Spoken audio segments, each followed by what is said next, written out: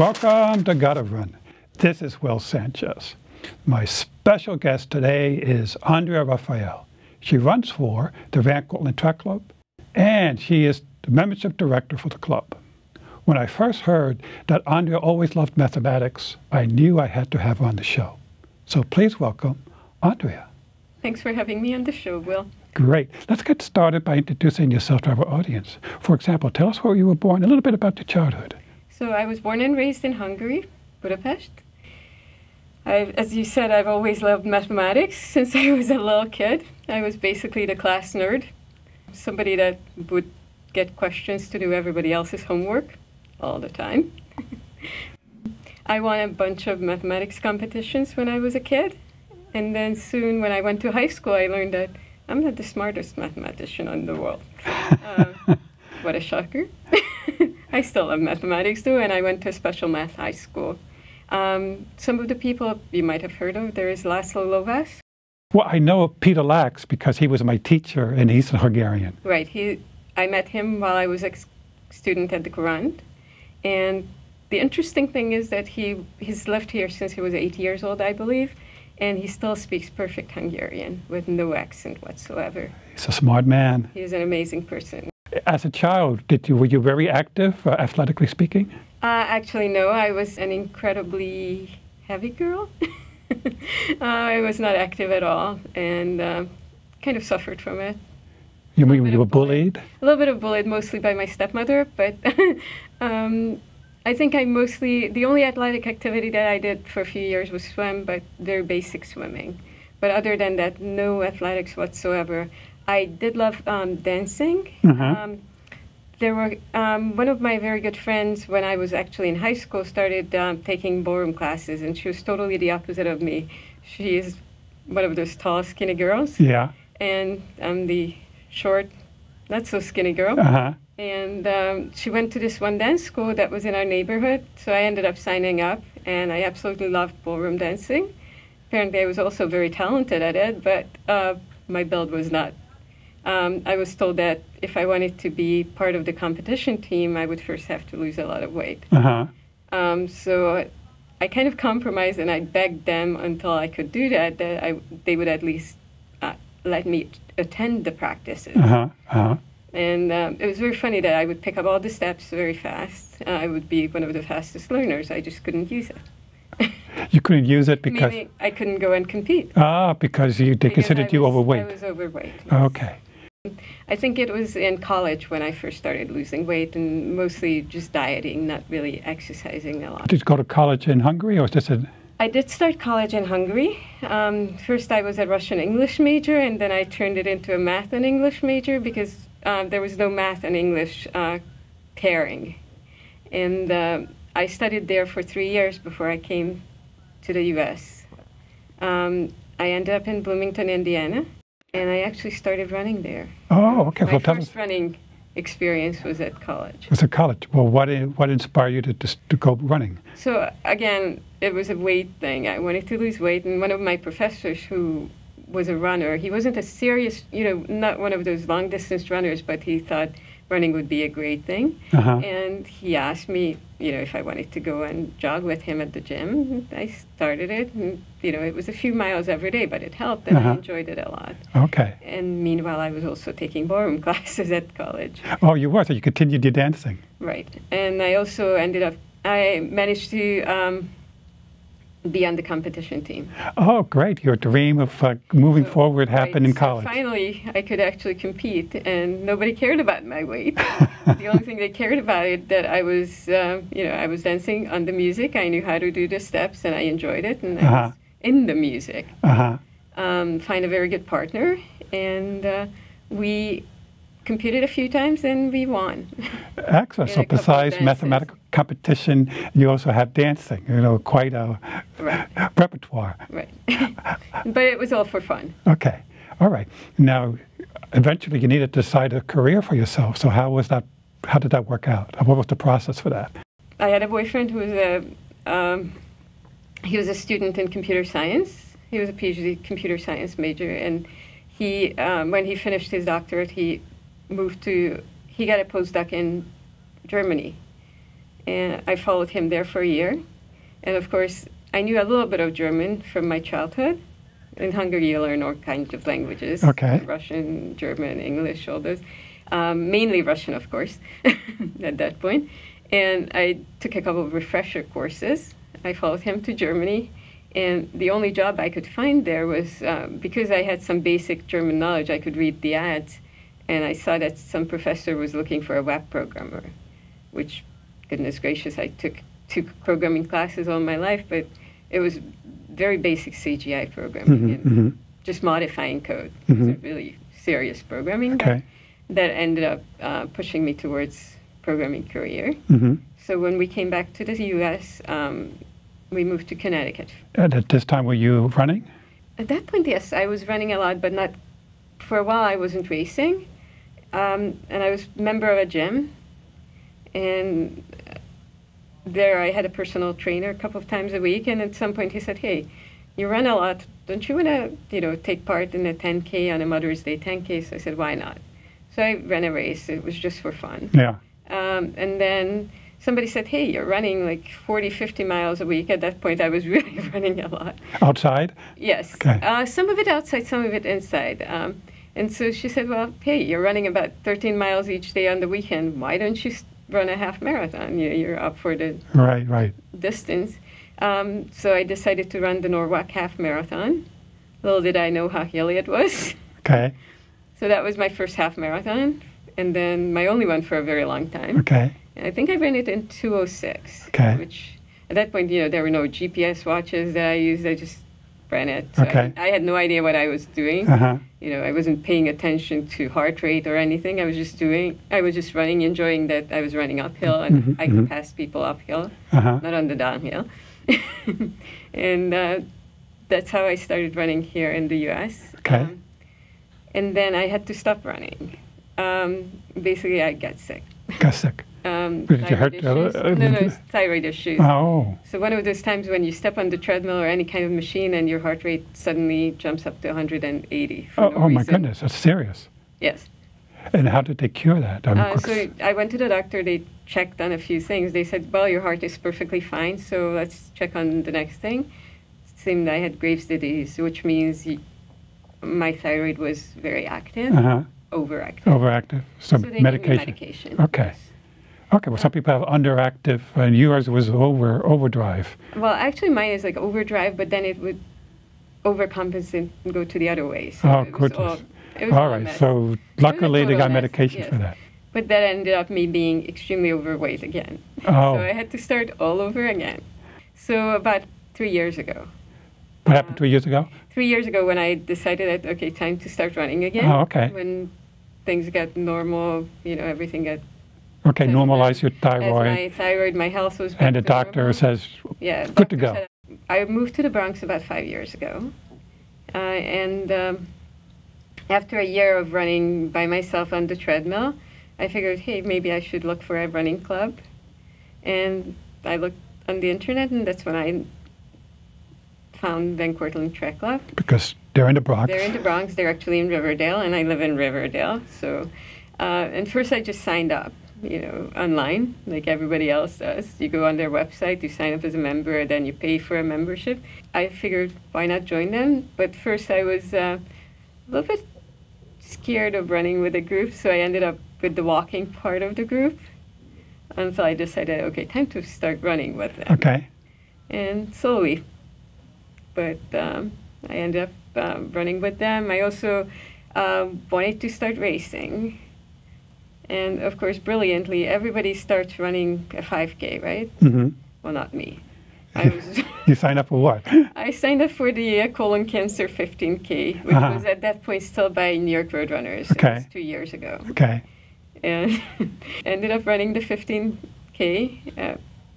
Decided, hey, next week there is a half marathon. I really want to do that.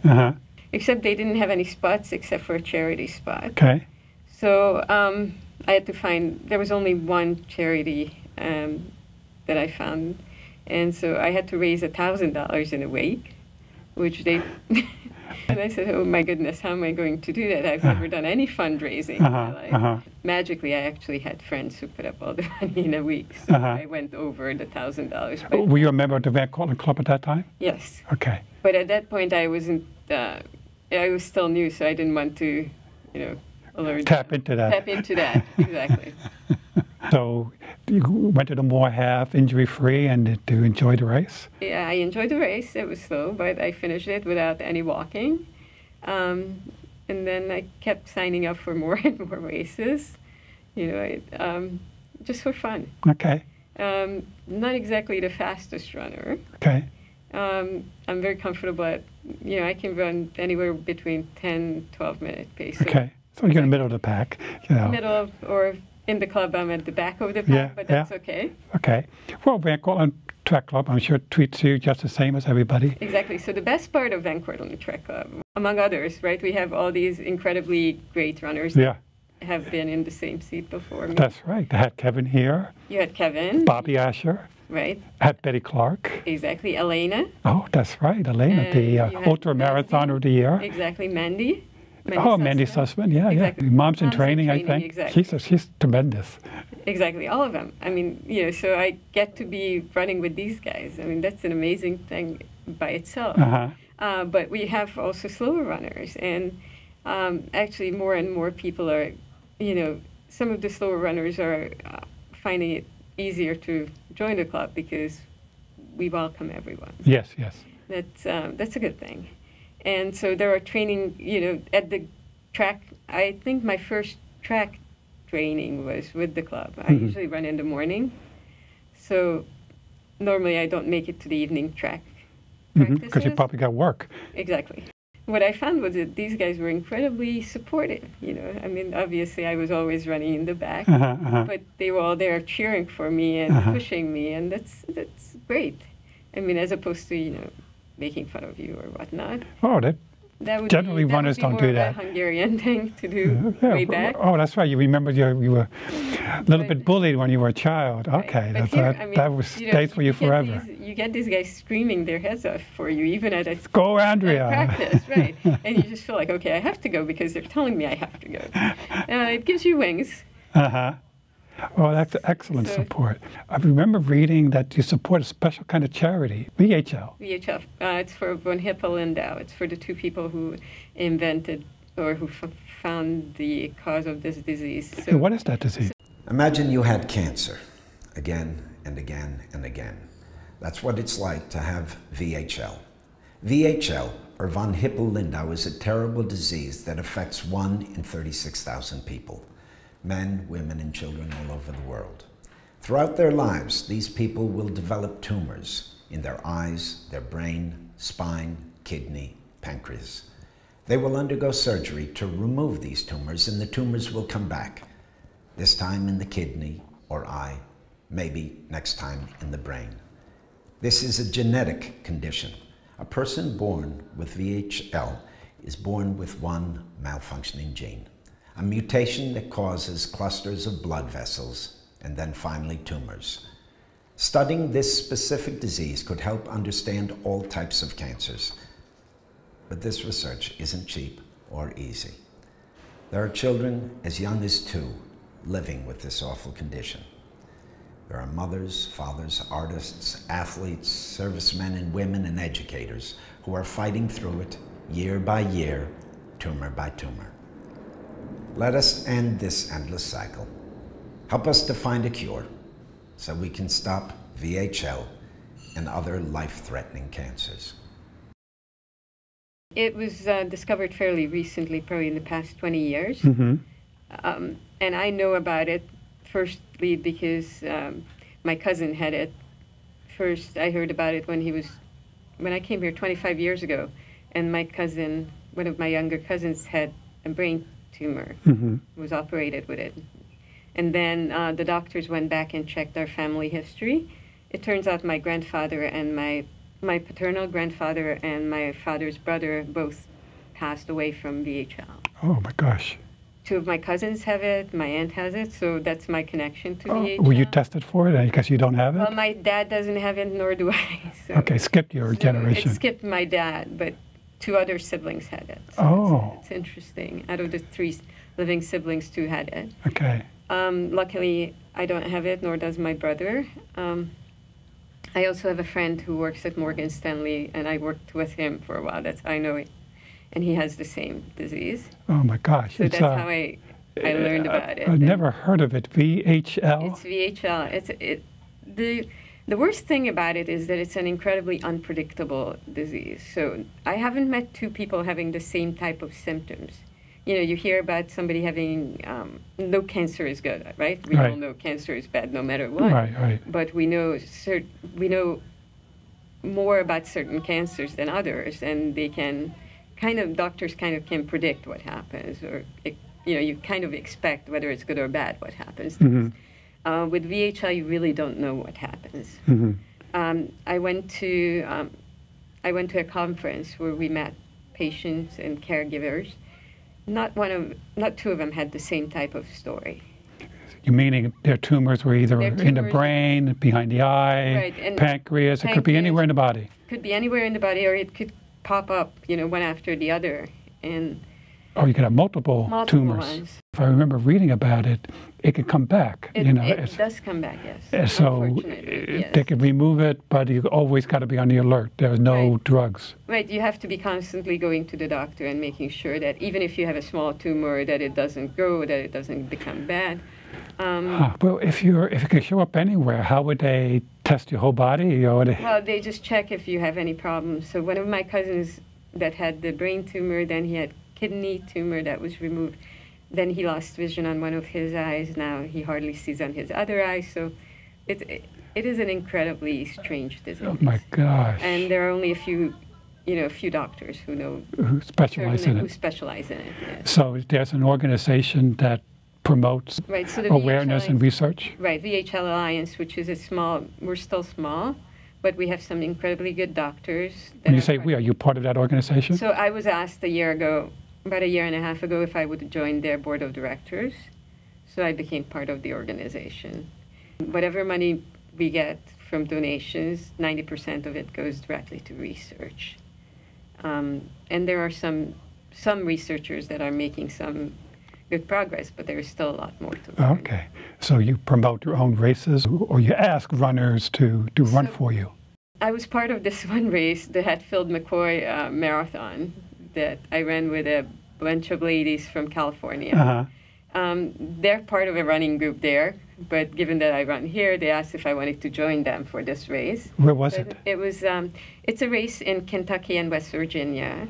You cover 2 states? It covers 2 states, so a lot of the half fanatics were there, Half marathon fanatics. Half marathon fanatics, because for them it's 2 races. And 2 states, yeah. Right, exactly, and in 2 states. Then you have a bunch of marathon maniacs or whatever, marathon guys who were there. Marathon maniacs. Marathon maniacs, which is one race for them. Oh, interesting. It's considered a double for the halves, but you cover a marathon. You could cover either the whole marathon as one marathon, or you could cover it as 2 half marathons, which is what I did, or you could cover just one half or the other. Oh, okay. So, interesting. It's fun. Okay, and that was in support of the in support of VHL. So we had to raise money for that, and it was a great help from Van Cortlandt, because one of the races that we put up, one of the cross country races. This is in addition. This summer was donated to that fundraiser. So, because of your efforts. Well, so Van Cortlandt, this one for that, but each of our cross country races this summer, the proceeds were donated to some charity that one of our members was involved. Oh, okay. So they could put in a request, Well, we kind of, you submit a request, and then we have now a charity committee. And, charity committee. Yes, now we're getting serious. I know new membership came in, I guess, earlier this year. Is that when you became the membership director? So the new board, board started this January, and then Rick Bloomer, who's our president, asked me if I would be interested in becoming membership director. Mostly because of my nerdiness. Of your what? Oh, your nerdiness. There was a.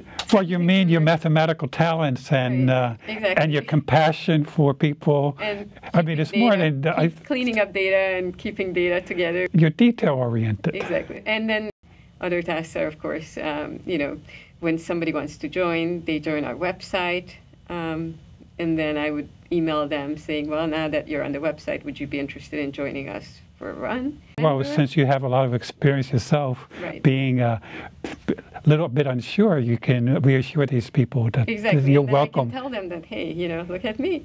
You're a good role model. I'm here. And if you feel like you're slow, at least you can run faster than I run. That's a good start. Well, you know, 10 minutes to 12 minutes, it's still good. I remember I had Joanne Pate here. And she was very proud of her group called the Dirty Dozen. We ran with the Dirty Dozen, which meant we were at that point we were 12-minute milers, okay. And it was just a fantastic experience. Maybe you reintroduced the Dirty Dozen. Well, actually, funny. Speak about 12-minute miles. New York Flyers has these training runs, and they have pace groups. The Three Bridges runs. Yes. For the New York City Marathon. And they have pace groups, but so far they only had pace groups until 11 minutes. And I emailed them saying, guys, 11 minutes is my goal pace that I'm hoping to run, but there's no way I would like to run that on a long training run. You're not supposed to generally. I usually run at a 12-minute pace for my long runs, or possibly slower. And they said, well, you know, you can join us, run, whatever. And I guess they must have looked at my New York Roadrunners results. And then next day they asked me if I would like to pace the group because there were a lot of people who were asking for that. Excellent. So I ended up pacing the 12-minute group, and I'll be doing that again in October. Well, there you go.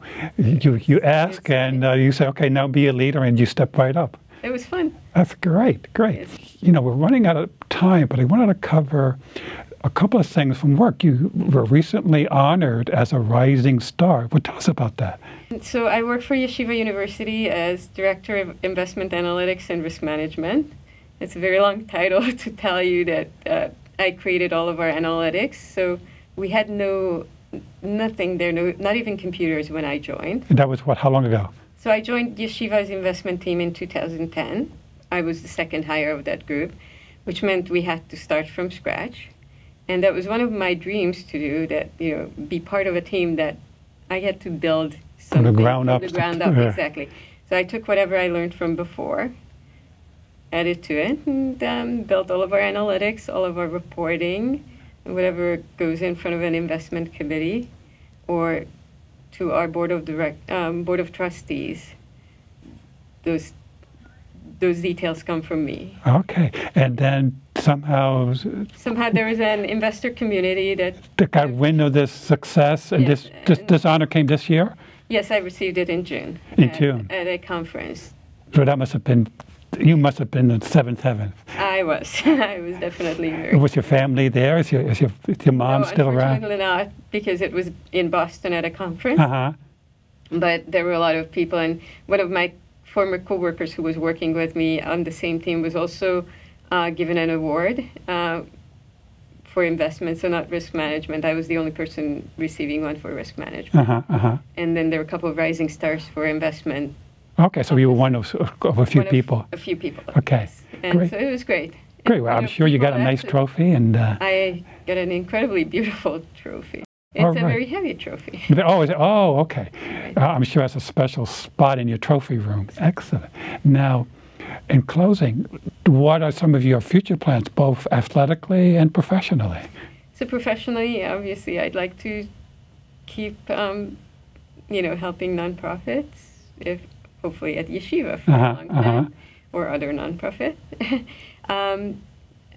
Athletically, I'd like, my closest dream is to run the New York Marathon finally under 5 hours, hopefully. Okay. I've run 5 marathons so far. I'm still not at the 5 hours. Well, New York is tough for anybody to do a personal best. Right, but it's a great race. Right? It is. You get support of everyone, and you get when Cortlandt Oh, that's cheering true. you at the That's mile true. 21. Well, they'll get you across if you're close. Exactly. And then the other couple of longer term goals are I would really love to run the Fifth Avenue mile under 8 minutes. Right now I can do it in 8:37. Okay. So, but it's still... That's a big jump from 8:37 to 8, yeah. Right. And I would love to run Boston at one point by qualifying for it, not by... not by charity? Not by charity. Well, you already got the experience at $1,000. Although probably Boston's probably a little more expensive. Boston is something like 6,000. Oh, I guess it depends on the charity. Right. But yeah, I would love to qualify eventually. Oh, wow, that's a big goal. I mean, currently, if I was 80 years old, I would qualify with that. I guess when you reach the next age group, you know, if you can keep improving. Right, exactly. So I just have to work at it. Okay. But that's my long-term. Well, listen, on that note, thank you for coming in Thank you and for sharing having me. with us. Thank you. Pleasure.